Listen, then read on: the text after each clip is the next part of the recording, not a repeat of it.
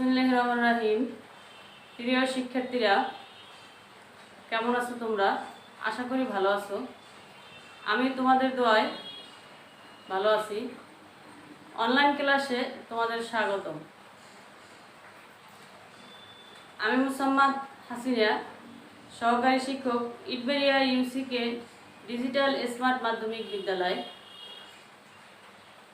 অষ্টম শ্রেণী বাংলা প্রথম পত্র পদ্য অংশ থেকে আজ আমি তোমাদের জন্য একটি পাঠ উপস্থাপন করব।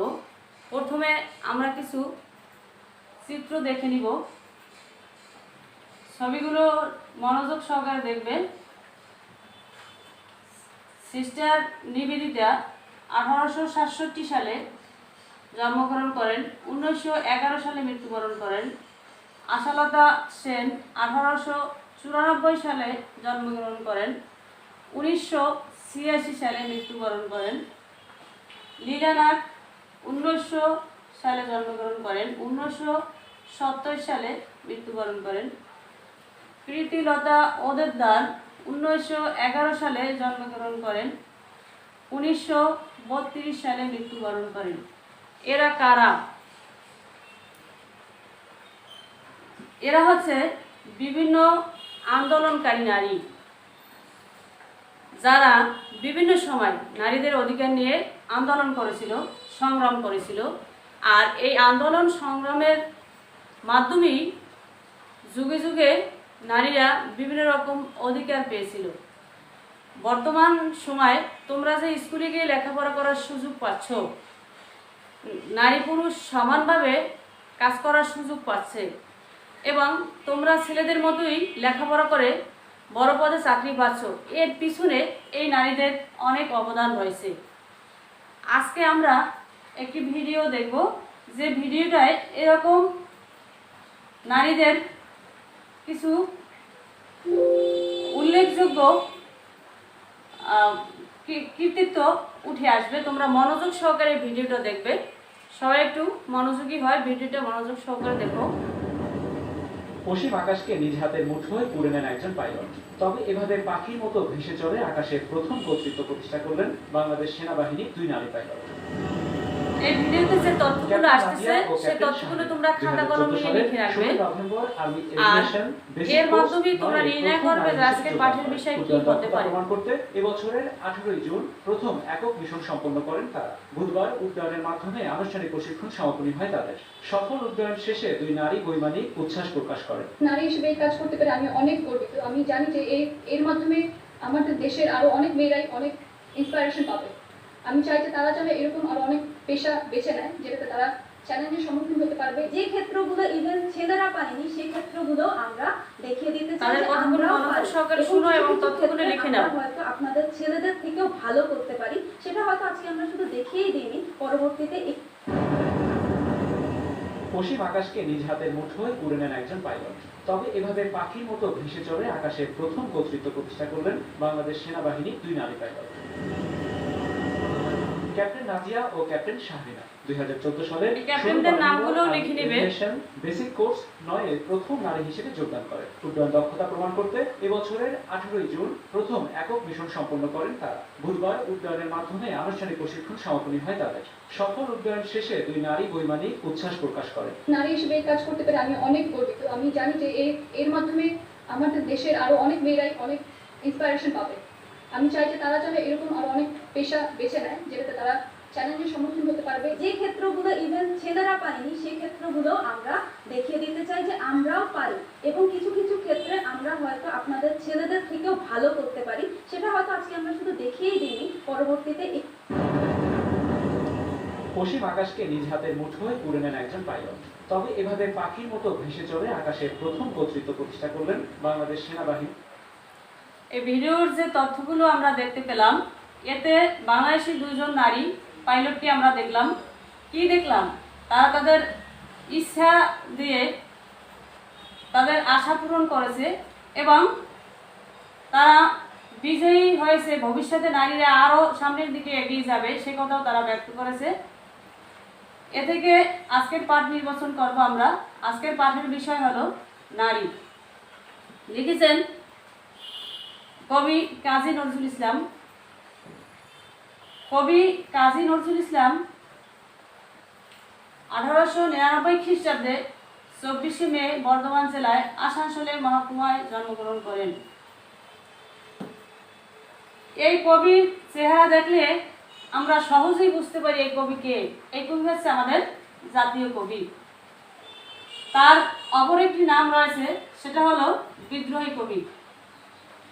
তিনি বিভিন্ন সময় বাংলাদেশের স্বাধীনতা, ব্রিটিশদের হাত থেকে রক্ষা পাওয়া এবং অন্যান্য অন্যায়ের বিরুদ্ধে সংগ্রাম ও বিদ্রোহ করে গেছেন, তাই তাকে বিদ্রোহ কবি বলা হয়।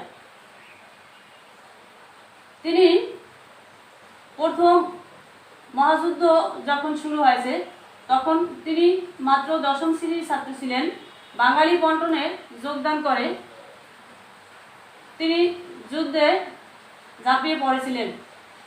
কলকাতার সাহিত্য চর্চায় তিনি আত্মনিয়োগ করেন।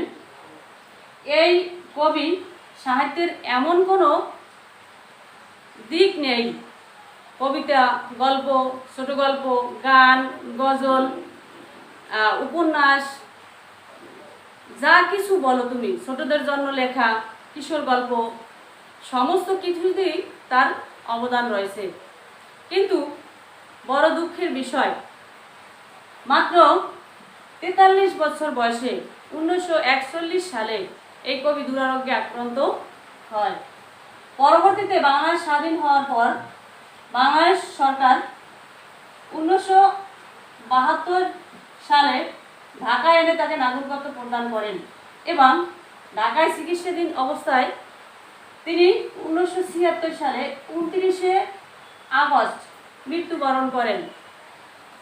তাকে ঢাকা বিশ্ববিদ্যালয়ের কেন্দ্রীয় মসজিদের পাশে কবর দেওয়া হয়। তার উল্লেখযোগ্য অনেক রচনাবলী রয়েছে। কিছু বইয়ের মোড়কের মাধ্যমে আমরা সেই রচনাবলীগুলো জেনে নেব। প্রলয় শিখা, অগ্নিবীণা, রিক্তের বেদন, বিষের বাসী, সিন্ধু হিন্দল, আরও অনেক রচনাবলী তার রয়েছে। আমরা এতক্ষণ কবির যে পরিস্থিতিটা জানলাম, এই পরিস্থিতির উপর আমরা বাসায় বসে কিছু কাজ করব। এজন্য আমি তোমাদের একক কাজ দিচ্ছি। কবি কাজী নজরুল ইসলামের বিখ্যাত 4টি গ্রন্থের নাম লিখো। এই কাজগুলো কিন্তু তোমরা অবশ্যই বাসায় বসে করবে। তোমরা এই কাজগুলো করলে আমরা সার্থকতা পাবো। আর যদি তোমরা এই কাজগুলো না করো তাহলে আমাদের এই অনলাইন ক্লাস সার্থকতা পাবে না। এখন আমি আদর্শ পাঠ করছি, তোমাদেরকে আদর্শ পাঠ করে কবিতার কিছু অংশ আমি শুনিয়ে দিচ্ছি। নারী, কবি কাজী নজরুল ইসলাম। সাম্যের গান গাই, আমার চোখে পুরুষ রমণী কোনো ভেদাভেদ নাই। বিশ্বে যা কিছু মহান সৃষ্টি চিরকল্যাণকর, অর্ধেক তার করিয়াছে নারী, অর্ধেক তার নয়। জগতে যত বড় বড় জয়, বড় বড় অভিযান, মাথা ভগ্নী বধূদের ত্যাগে হইয়াছে মহিয়ান। অনুরণে কত খুন দিল নার, লেখা আছে ইতিহাসে, কত নারী দিল স্মৃতির সিঁদুর, লেখা নাই তার পাশে। কত মাতা দিল হৃদয় উপড়িয়ে, কত বোন দিল সেবা, বীরের স্মৃতি স্তম্ভের গায়ে লিখিয়া রেখেছে কেবা। কোনো কালে একা হয়নি তো জয়ী পুরুষের তরবারি, প্রেরণা দিয়েছে, শক্তি দিয়েছে বিজয়ী লক্ষ্মী নারী।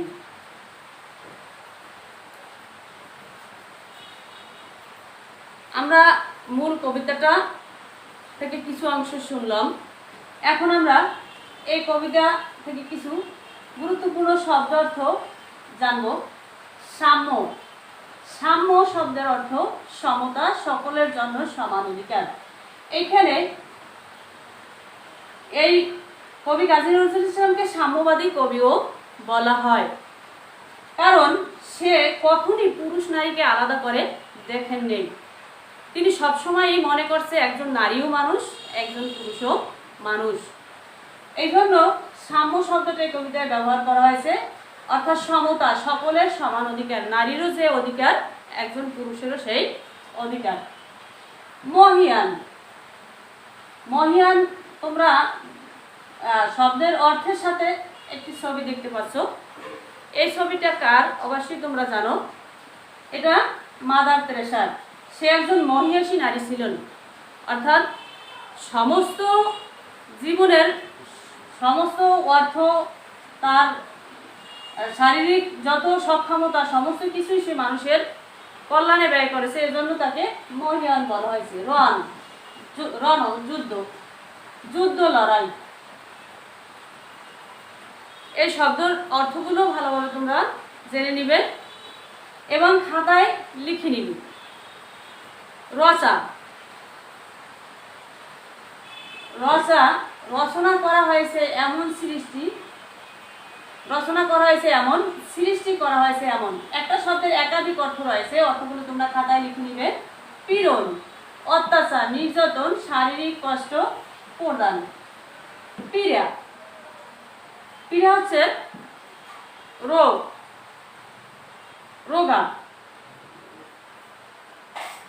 এই শব্দগুলো তোমরা খাতায় লিখবে এবং অর্থগুলো যন্ত্রণা, কষ্ট, বেদনা। পীড়া শব্দের অর্থ।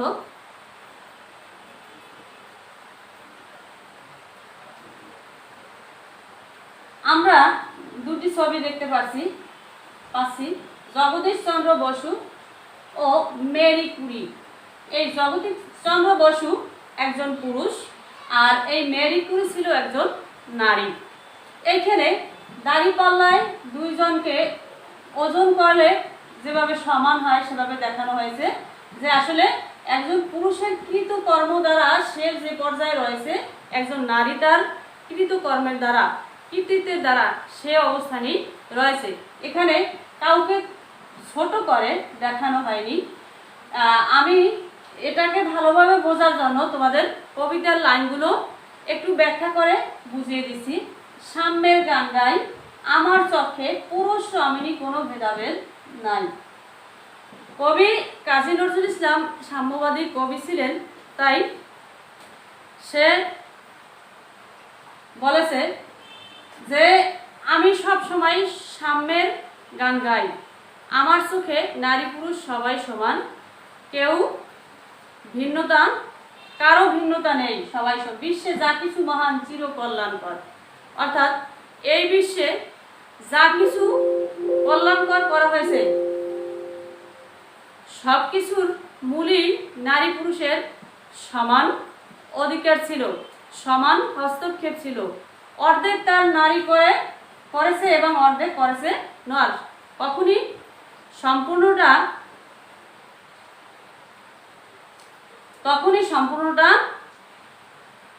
সম্পূর্ণটা কোনো পুরুষ করেনি। এর পিছনে নারীরও যথেষ্ট অবদান রয়েছে বলে কবি এই কবিতার লাইনগুলোকে বুঝিয়েছে। বিশ্বে যা কিছু এলো পাপতাপ, বেদনা, অশ্রু বাড়ি, অর্ধেক তার আনিয়াছে নর, অর্ধেক তার নারী। আমরা এই চরমটিকে জানতে পারবো যে বিশ্বের দুঃখ কষ্ট ক্লেশ যা কিছু ছিল সবকিছুর মূলেই নারী পুরুষ উভয়েরই অবদান ছিল, কেউ এককভাবে এটা করতে পারেনি। জগতে যত বড় বড় জয়, বড় বড় অভিযান, মাথা ভগ্নী ও বধূদের ত্যাগে হইয়াছে মহিয়ান। এইখানে এই ব্যাখ্যা থেকে আমরা জানলাম যে আসলে নারী পুরুষ উভয়েরই অবদান রয়েছে। কোনো রণে কত খুন দিল নর লেখা আছে ইতিহাসে, কত নারী দিল স্মৃতির সিঁদুর লেখা নাই তার পাশে। এই চরণ দুটিতে কবি ক্ষোভ প্রকাশ করেছে, দুঃখ প্রকাশ করেছে যে একজন পুরুষ যখন যুদ্ধের জন্য সজ্জিত হয়, এই সজ্জিত হওয়ার পিছনে নারীর যথেষ্ট ত্যাগ রয়েছে। তার স্বামীকে, সন্তানকে হারিয়ে সে বিধবা হয়, কিন্তু কোনো নারীর ইতিহাসে কোনো নারীর নাম লেখা থাকে না। কত মাতা দিল হৃদয় উপরিয়ে, কত বোন দিল সেবা, বীরের স্মৃতির স্তম্ভে গায়ে লিখিয়া রেখেছে কেবা। আমরা বাংলাদেশের মুক্তিযুদ্ধের দিকে যদি তাকাই, সেক্ষেত্রে আমরা দেখব বহু পুরুষের স্মৃতি স্তম্ভ রয়েছে, মুক্তিযুদ্ধ স্তম্ভ রয়েছে, কিন্তু কোনো নারীদের স্তম্ভ নেই। মাত্র 3 জন নারী যারা সেনাবাহিনীতে যুক্ত ছিল তাদের নাম যুক্ত রয়েছে এই বীরের তালিকায়। কিন্তু শত লক্ষ লক্ষ নারীরা যে তাদের ইজ্জত দিল, সন্তান দিল, ভাই দিল, স্বামী দিল, কিন্তু তাদের কোনো অবদান ইতিহাসের পাতায় খুঁজে পাওয়া যায় না। কবি যদিও মুক্তিযুদ্ধের আগে এই কবিতা লিখে গিয়েছেন, তবুও তার ভবিষ্যৎবাণী থেকে আমরা এর বাস্তবতা খুঁজে পেয়েছি। সে যুগে হয়েছে বাসী, যে যুগে পুরুষ দাস ছিল না কো, নারীরা আছিল দাসী। একসময় পুরুষরা ঐতিহ্যবাহী ছিল, তাদের নাম ডাক অনেক বেশি ছিল, কিন্তু নারীদেরকে দাসীর মতো ব্যবহার করত। তারা যেরকম ইচ্ছা সেরকম চালাতো, কারো সাথে স্বাধীনভাবে কথা বলার সুযোগ তাদের ছিল না। বেদনার যুগ, মানুষের যুগ, সাম্যের যুগ আজি, কেহ রহিবে না বন্দি কাহারও উঠিয়াছে ডঙ্কা, বন্দি কাহারও উঠিয়াছে ডঙ্কা বাজি। এই সত্রতে কবি বলেছেন যে সেই নারীদেরকে অতীতে যেভাবে আটকে রাখা হয়েছে, তাদের এখন সময় এসেছে জেগে ওঠার, তাদেরকে এখন আর কেউ আটকে রাখতে পারবে না। নর যদি রাখে নারী বন্দি, তবে এর পর যুগে আপনারই রসা ওই কারাগারে পুরুষ রহিবে ভুগে। যুগের ধর্ম এই, পীড়ন করিলে সে পীড়ন এসে পীড়া দেয় তোমাকে। অর্থাৎ অতীতে নারীদেরকে যে অত্যাচার নির্যাতন পুরুষরা করেছে, এমন একটা সময় আসবে, কবির ধারণা যে সেই সময় পুরুষরা তাদের রচিত কারাগারে ঢুকবে, নারীরা সেটা পরিচালনা করবে। নারীরা তাদেরকে কারাগারে ঢুকিয়ে তারা সমস্ত শাসন শোষণ চালাবে, এরকম দিন আসবে। আমরা আজ যদি বর্তমান বিশ্বের দিকে তাকাই, বিশ্বের ক্ষমতাশীল নারীদেরকে দেখি, একুইটাইনের ইলিয়ানর 1122 সালে জন্মগ্রহণ করেন, 1224 সালে মৃত্যুবরণ করেন। ইসাবেলা 1451 সালে জন্মগ্রহণ করেন, 1504 সালে মৃত্যুবরণ করেন। রাশিয়ার ক্যাথেরিন 1729 সালে জন্মগ্রহণ করেন, 1796 সালে মৃত্যুবরণ করেন। রানী ভিক্টোরিয়া 1819 সালে জন্মগ্রহণ করেন, 1901 সালে মৃত্যুবরণ করেন। তোমরা যদি প্রাচীনকালের নারীরা ছিল খুবই অবহেলিত, কিন্তু এসবের পরও কিছু কিছু নারীরা ছিল ব্যাপক ক্ষমতাশীল। তারা রাজধিরাজ পর্যন্ত, অর্থাৎ দেশ চালানোর কার্যক্রম পর্যন্ত চালাতো। সাম্যবাদী কাজী নজরুল ইসলাম নরনারী উভয়কে আলাদাভাবে দেখেননি। তিনি বলেছেন সকলেই এক পরিচয়, সবার পরিচয়, সবাই মানুষ।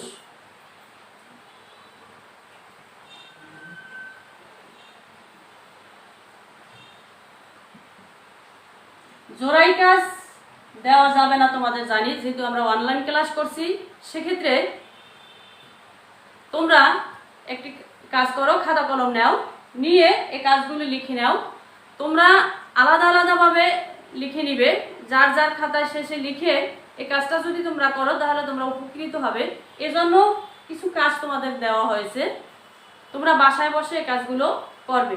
এই কাজগুলো তোমরা নিয়মিত করলে দেখবে তোমাদের করোনা পরিস্থিতিতে তোমাদের লেখাপড়ার যে ব্যাঘাত ঘটেছে সেটা অনেকটা পুষিয়ে যাবে। পৃথিবীতে প্রতিটি মহান সৃষ্টি কল্যাণকর নারী পুরুষের অবদান সমান।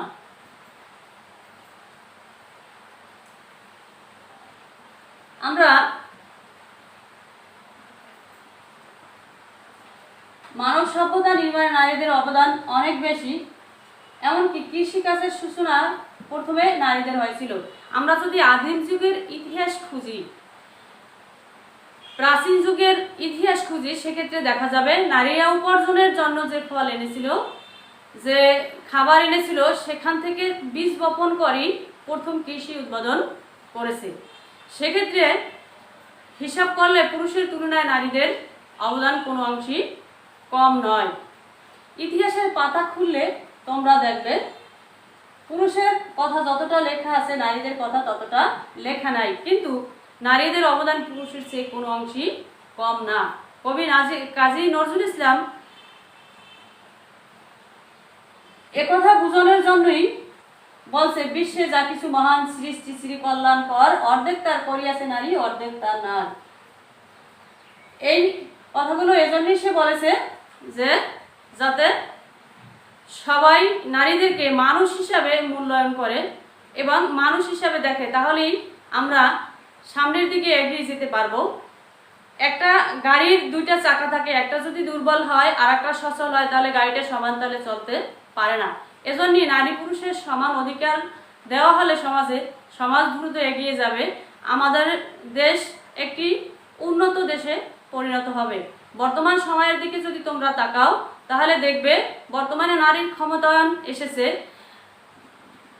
বঙ্গবন্ধু কন্যা আমাদের প্রিয় নেতা শেখ হাসিনা তার নিজস্ব উদ্যোগে অনেক নারীদেরকে উন্নয়নের জন্য অবদান রাখার সুযোগ করে দিয়েছে, যে জন্য বাংলাদেশ সামনের দিকে এগিয়ে যাচ্ছে।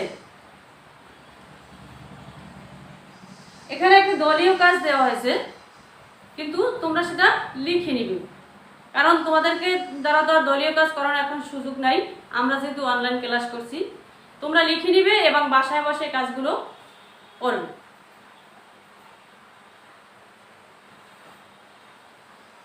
আমরা আরো কিছু ছবি দেখব। নারী নির্যাতন, নারীর উপর আর নির্যাতন চলবে না, তার অধিকারকে ক্ষুণ্ণ করা যাবে না। সময় এসেছে নারীর অধিকার আদায়, অর্থাৎ বর্তমান বিশ্ব এগিয়ে চলছে, কোনো অবস্থায় নারীদেরকে নির্যাতন করা যাবে না। মূল্যায়নের জন্য আমি কিছু নৈর্ব্যক্তিক প্রশ্ন তৈরি করেছি, তোমরা প্রশ্নগুলো লিখে নেবে এবং কোনটা সঠিক সেটা বাছাই করবে।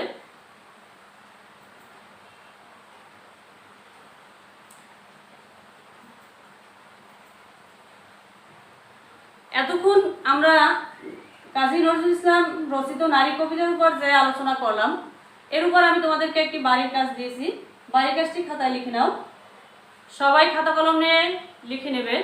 আর তোমরা যদি এই কাজগুলো রীতিমতো করো, আমাদের অনলাইন ক্লাসগুলো দেখো, তাহলেই আমাদের পরিশ্রম সার্থক হবে। তোমরা পিছিয়ে পড়া থেকে সামনের দিকে এগিয়ে যাবে এবং পাঠগুলো নিয়মিত অনলাইনে দেখবে, সেজন্যই এই ক্লাসগুলো। এতক্ষণ তোমরা আমার সাথে থাকার জন্য আমি তোমাদেরকে ধন্যবাদ জানিয়ে ক্লাস সমাপ্তি ঘোষণা করছি। খোদা হাফেজ।